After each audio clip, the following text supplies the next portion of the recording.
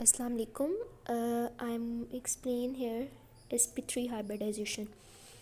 Organic chemistry chapter 7 second year उसका ये topic है और नेम से हमें पता चल रहा है कि sp3 का मतलब है कि 1s और 3p आपस में मिक्स होंगे, कोलाइड करेंगे और मिलने के बाद रिजल्टेंटली हमारे पास जो रिज़ल्ट बनेगा वो क्या होगा, sp3 ऑर्बिटल्स का।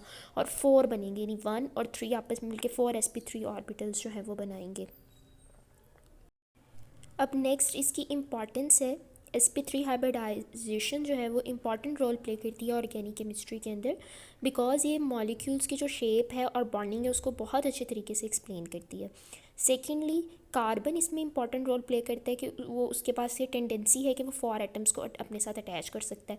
रीज़न क्या है कि कार्बन की हमें पता है जो वैलेंसी होती है वो +4 होती है। कार्बन इज़ टेट्रावेलेंट, तो इसलिए कार्बन अपने साथ 4 मज़ीद एटम्स को बाइंड कर सकता है, उसके अंदर ये कैपेसिटी है। तो इसकी जो हाइब्रिडाइजेशन है sp3 में हम देखते हैं कि कार्बन जो है वो हर मतलब आगे दो एग्जांपल्स हम देखेंगे इसकी sp3 की, तो उसमें हम देखेंगे कार्बन मौजूद है और कार्बन इंपॉर्टेंट रोल प्ले कर रहा है। कार्बन के विदाउट हम sp3 हाइब्रिडाइजेशन को डिस्कस नहीं कर सकते, तो इसीलिए ये इसकी इंपॉर्टेंस के कुछ पॉइंट्स थे, इम्पॉर्टेंट है। नेक्स्ट इसकी शेप है। sp3 हाइब्रिडाइजेशन की शेप को एक्सप्लेन करने से पहले हमें पता होना चाहिए कि कितने जो है वो पी की किस तरह की शेप है, एस की किस तरह की शेप है, उसी से फिर हम आगे जो है वो sp3 हाइब्रिडाइजेशन की शेप का अंदाज़ा लगा सकते हैं। अच्छा, अब सबसे पहले जो एस है वो मैंने पहले भी बताया कि एस जो है इसका एक ही ऑर्बिटल होता है, 2s एक शेप होती है इसकी। ये जो p है वो 3 तरह से आगे 3 उसके ऑर्बिटल्स होते हैं, px py pz।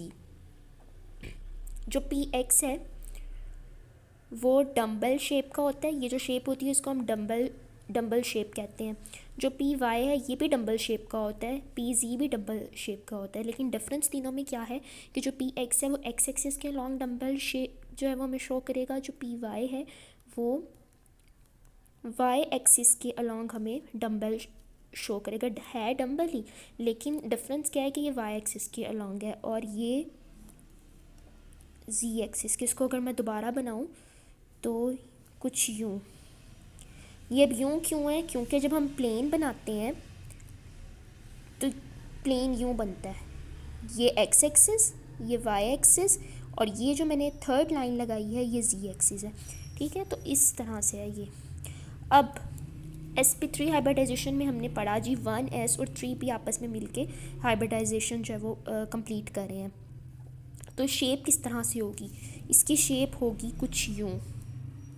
ये अब शेप किस तरह से बनी है कि जब 1s और ये वाले 3p आपस में मिले, यानी 4 जब आपस में मिले हैं ऑर्बिटल्स, तो उन्होंने ये वाला स्ट्रक्चर बना दिया। कुछ इस तरह से अरेंजमेंट कर लेते हैं कि टेट्राहेड्रन स्ट्रक्चर जो है वो बन जाता है। ये जो स्ट्रक्चर मैंने बनाया है इसको हम टेट्राहेड्रन स्ट्रक्चर कहते हैं। और इसी वजह से जो sp3 हाइब्रिडाइजेशन है ये टेट्राहेड्रन स्ट्रक्चर बनाता है। इसी वजह से sp3 हाइब्रिडाइजेशन का सेकंड नेम है टेट्राहेड्रन हाइब्रिडाइजेशन। इम्पॉर्टेंट MCQ ये आ सकता है।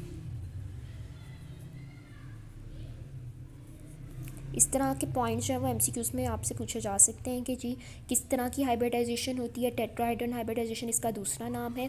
किस तरह की शेप हाइब्रिडाइजेशन में बनती है, तो वो टेट्राहेड्रन है। ठीक है, उसके बाद एक और इम्पॉर्टेंट क्वेश्चन आता है कि जी जो ये स्ट्रक्चर बन रहा है इनके बिटवीन दो जो ये ऑर्बिटल्स हैं, इन दोनों के बिटवीन जो डिस्टेंस है, जो एंगल है वो कितना होता है, तो वो है 109.5। बहुत अहम सवाल है, MCQs में आ सकता है। और इस एंगल को हम कहते हैं बॉन्ड एंगल।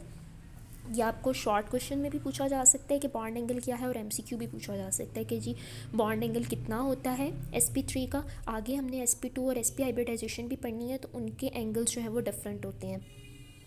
तीनों हाइब्रिडाइजेशन की जो बॉन्ड एंगल्स हैं वो डिफरेंट है और आपने उसको उसी तरीके से याद रखना है। बॉन्ड एंगल होता क्या है कि जब 4 ऑर्बिटल्स या जितने भी ऑर्बिटल्स हाइब्रिडाइजेशन में इन्वॉल्व हैं वो डीजनरेट हो जाएं और एक एंगल में अपने आप को डायरेक्ट कर लें जो कितना है 109.5। मतलब इस तरीके से अरेंज हो जाते हैं और टेट्राहेड्रन स्ट्रक्चर बनाते हैं कि जो एंगल बनता है वो 109.5 बनता है, 5 डिग्री बनता है।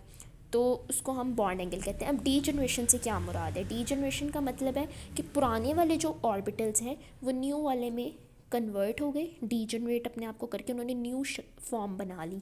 क्योंकि बेसिकली जब ये वाला 1s और 3p आपस में मिले हैं और उन्होंने नया जो ऑर्बिटल बनाया तो वो पहले वाली तो उनकी जो शेप थी वो सारी डी जनरेट हो गई ना। बहुत सारे बच्चों को मुश्किल होती है, टफ़ लगती है ऑर्गेनिक केमिस्ट्री और वो इसी वजह से अपने नंबर्स में भी मार खाते हैं। एफएससी के जो नंबर्स हैं वो उनकी इसी वजह से डाउन जाते हैं।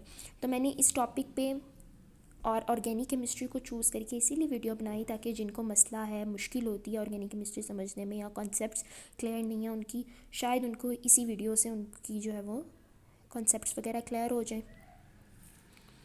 बाकी अब हम एग्ज़ाम्पल की तरफ चलते हैं। एग्ज़ाम्पल थी मीथेन। अब सेंटर में कार्बन आ गया और ये हाइड्रोजन। अब कार्बन का हमने टेट्राहेड्रॉन स्ट्रक्चर बना दी। यहाँ मैं दोबारा बना देती हूँ स्ट्रक्चर। कार्बन का हमें पता है टेट्राहेड्रॉन है, सॉरी थोड़ी सी ख़राब हो गई है। ये बनेगा कुछ यूँ, ये है टेट्राहेड्रॉन, ठीक है। और साथ हमने लगाने हैं 4 हाइड्रोजन, तो हम 4 हाइड्रोजन जो हैं वो लगा देंगे। ये देखें, ये पहले बनाया कार्बन का टेट्राहेड्रॉन स्ट्रक्चर, उसके बाद चारों के गिर्द मतलब अराउंड हमने जो है वो एक एक हाइड्रोजन लगा दिया। जो सर्कल्स मैंने ड्रॉ किए हैं ये बेसिकली हाइड्रोजन है, एक एक हाइड्रोजन जो सारे मतलब कार्बन के टेट्राहेड्रॉन स्ट्रक्चर को उन्होंने बाउंड किया हुआ है। अब ये जो हाइड्रोजन है और जो कार्बन है ये आपस में किसी ना किसी बॉन्ड के थ्रू ही इन्होंने बॉन्डिंग की हुई और ये कंबाइन हुआ है। इसी तरह तो नहीं ना कंबाइन हो गए। तो इनके दरमियान जो बॉन्डिंग है वो क्या होती है, वो कौन सा बॉन्ड होता है? वो होता है सिग्मा बॉन्ड। ये आपने याद रखना है। सिग्मा बॉन्ड इंपॉर्टेंट बॉन्ड, यानी कार्बन जो है वो sp3 हाइब्रिडाइजेशन है उसकी बना रहा है, वो sp3 बॉन्डिंग है, ठीक है। और जो हाइड्रोजन है उसकी s बॉन्डिंग होती है। तो यहाँ पर कार्बन और हाइड्रोजन की अगर कोई पूछे बॉन्डिंग क्या है तो वो sp3 बॉन्डिंग। नेक्स्ट एग्जांपल है इथेन। मॉलिक्यूलर फार्मूला है C2H6 और ये है इसका स्ट्रक्चरल फार्मूला। अगर मैं इसको खोल के लिखती हूँ तो 2 कार्बन है और 6 हाइड्रोजन है, 6 हाइड्रोजन है। कार्बन और कार्बन ने आपस में भी बॉन्डिंग की हुई है और कार्बन ने हाइड्रोजन के साथ भी बॉन्डिंग की हुई है। ये तो थे इसके फार्मूला स्ट्रक्चरल एंड मॉलिक्यूलर। अगर हम बात करें इसकी sp3 हाइब्रिडाइजेशन की, क्योंकि ये भी यही वाली हाइब्रिडाइजेशन शो करता है जैसे मीथेन की हमने ऊपर एग्जाम्पल पढ़ी है। तो अब इथेन जो है इसका स्ट्रक्चर देखें, इसमें 2 कार्बन हैं तो हमने 2 टेट्राहेड्रॉन स्ट्रक्चर्स बनाने हैं, एक ये और एक ये, 2 मैंने बनाए हुए हैं। यानी एक कार्बन का टेट्राहेड्रॉन इसी तरह से देखें मैंने यहाँ पे बनाया हुआ है और जो दूसरा है उसका भी टेट्राहेड्रॉन। क्योंकि 2 कार्बन है तो 2 मैंने बना लिए, पहले एक था तो इसीलिए एक ही बनाया, ये 2 बना दिए। दोनों का जो ये वाला कार्बन है इन्होंने आपस में इन ऑर्बिटल्स ने ओवरलैपिंग किया, ये भी बॉन्ड बना रहे हैं। बॉन्ड यहाँ पे भी बन रहा है, ये वाला जो बॉन्ड है ये भी सिग्मा बॉन्ड है। अब कार्बन ने आपस में भी 2 कार्बन्स ने बॉन्ड बनाए हुए हैं और कार्बन हाइड्रोजन के साथ भी बनाएगा जैसे हमने मीथेन में पढ़ा था। तो कितने हाइड्रोजन होंगे? सब पे एक एक, सबके साथ एक एक बॉन्ड बनाएगा। ये सारे हाइड्रोजन्स हैं, यानी 6 हाइड्रोजन बॉन्ड्स। ये जो सारे मैंने बनाए ड्रॉ किए हैं सर्कल्स, ये सारे एक एक हाइड्रोजन हैं जिन्होंने कार्बन के साथ बॉन्डिंग बनाई है। और ये हाइड्रोजन हमें पता है s बॉन्डिंग रखते हैं, जो कार्बन है वो sp3 रखते हैं। अब यहाँ सेंटर में जो 2 कार्बन हैं जिन्होंने आपस में बनाई हुई है उनकी जो हाइब्रिडाइजेशन है वो sp3 तो एक बॉन्ड बन गया कार्बन कार्बन का sp3 का और बाकी sp3 वाले बने हैं sp3, यानी एक कार्बन और एक हाइड्रोजन, इनकी भी बॉन्डिंग बनी है। अब एनालिसिस का अगर पॉइंट बनाएं जिसमें हम सारा अपना टॉपिक कंक्लूड करें कि हमने क्या क्या चीज़ें जो है वो इसमें देखी हैं, तो इसमें हमने देखा जो इथेन है इसमें कितने सिग्मा बॉन्ड्स बन रहे हैं, 1 2 3 4 5 6 एंड 7 सिग्मा बॉन्ड्स बन रहे हैं। sp3 हाइब्रिडाइजेशन यानी जो कार्बन कार्बन आपस में मिलकर बना रहे हैं वो कितने बॉन्डिंग है, वो है 1 कार्बन कार्बन। और उसके बाद जो sp3 हाइब्रिडाइजेशन है वो कितनी है, वो है 6 ssp3 1 2 3 4 5 6 टोटल अगर सिग्मा बॉन्ड्स देखें तो वो 7 है, लेकिन ssp3 देखें तो वो 6 है। ये हो गई एनालिसिस।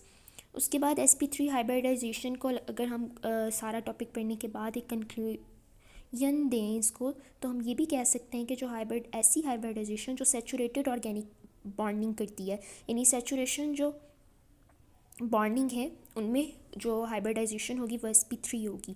और इसके अंदर जो हमने बॉन्ड पढ़े वो पढ़ा सिग्मा बॉन्ड। एक बॉन्ड होता है पाई बॉन्ड, जैसे सिग्मा बॉन्ड है इसी तरह से एक बॉन्ड है पाई बॉन्ड। को इसमें हम नहीं पढ़ेंगे क्योंकि sp3 हाइब्रिडाइजेशन में सिर्फ सिग्मा बॉन्ड ही होता है। पाई बॉन्ड हम नेक्स्ट जो sp और sp2 हाइब्रिडाइजेशन है उसमें डिस्कस करेंगे। अब जो सिग्मा बॉन्ड है उसकी वन वर्ड एक्सप्लेनेशन क्या है कि ऐसा बॉन्ड जो हेड टू हेड ओवरलैप करने से बन रहा है, यानी ये और ये जो ओवरलैपिंग हुई है, या इसको थोड़ा नीट करके जो यहाँ पे बनाया हुआ है ये जो इतना पोर्शन है, ये जो ओवरलैपिंग हुई है कि हेड टू हेड, इसका हेड और इसका हेड आपस में ओवरलैप कर रहा है, या इसका हेड और इसका हेड आपस में ओवरलैप कर रहा है, तो ये क्या है, इधर जो बॉन्डिंग हो रही होगी या जो बॉन्ड बन रहा होगा वो पाई बॉन्ड नहीं होगा बल्कि वो सिग्मा बॉन्ड होगा। और पाई बॉन्ड क्या है, ओवरलैपिंग ऑफ पैरेलल ओवरलैपिंग। ये हेड टू हेड है और ये पैरेलल ओवरलैपिंग है। पैरेलल ओवरलैपिंग से क्या मुराद है कि अगर हमारे पास दो ऐसे ऑर्बिटल्स हैं जो अनहाइब्रिडाइज्ड हैं, जो हाइब्रिडाइजेशन में हिस्सा नहीं ले रहे, बेसिकली जैसे यहाँ 1s और 3p हमने पढ़े थे कि इनकी ये शेप्स होती हैं और ये फिर जब हाइब्रिडाइज्ड होते हैं तो ये टेट्राहेड्रन स्ट्रक्चर बना लेते हैं, ये बात की थी हमने शुरू में। तो इसका मतलब है कि ये वाले ऑर्बिटल्स हाइब्रिडाइज्ड हैं क्योंकि ये हाइब्रिडाइजेशन में हिस्सा ले रहे हैं और फिर टेट्राहेड्रन स्ट्रक्चर बना रहे हैं। इनके अलावा ज़रूरी नहीं कि किसी भी स्ट्रक्चर में जो एटम्स हैं या जो ऑर्बिटल्स हैं वो सारे के सारे ही हाइब्रिडाइजेशन में हिस्सा ले रहे हों। कुछ होते हैं जो हाइब्रिडाइजेशन में हिस्सा टेक पार्ट नहीं ले रहे होते। sp3 में तो हमने देखा जितने भी थे एटम्स वो सब हिस्सा ले रहे थे, हमने कम्प्लीटली डिस्कस किया।